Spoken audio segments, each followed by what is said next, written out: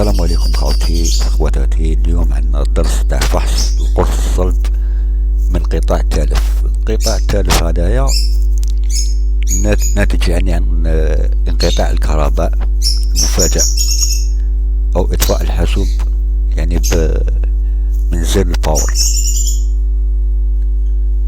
الطريقة تاعو يعني الفحص تاعو يكون عبر كوموند براند CMD. الفحص نفحص القرص الصلب يعني من الكونترول بران، ثم نصحح الأخطاء.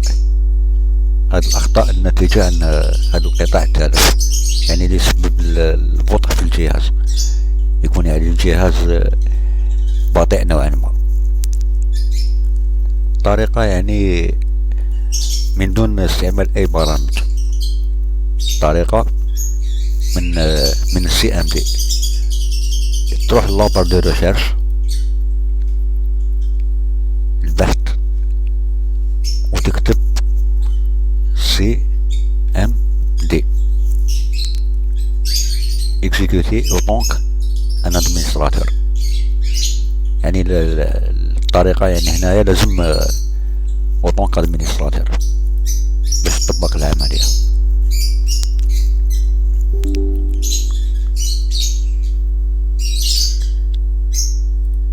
يعني واش تكتب في الكوموند برانت هادي، تكتب CHKDSK، يعني اختصار تشيك ديسك.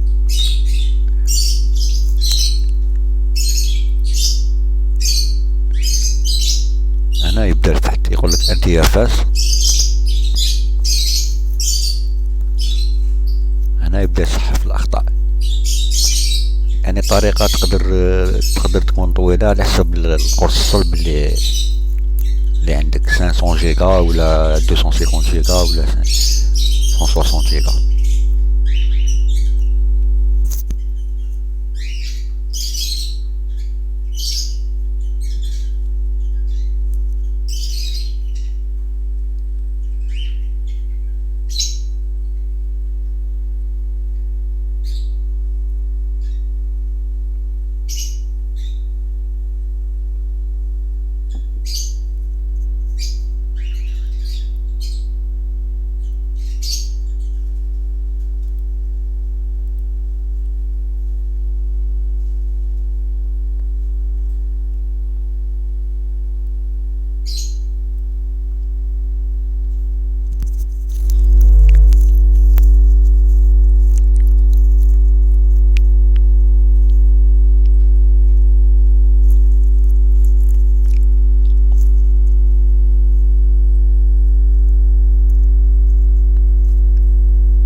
العملية هذه تصحح الكثير والكثير يعني من الأخطاء اللي تكون في القرص الصلب.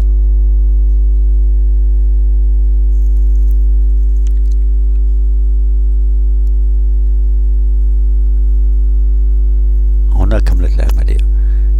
كي تكمل العملية ما عندك غير تكتب exit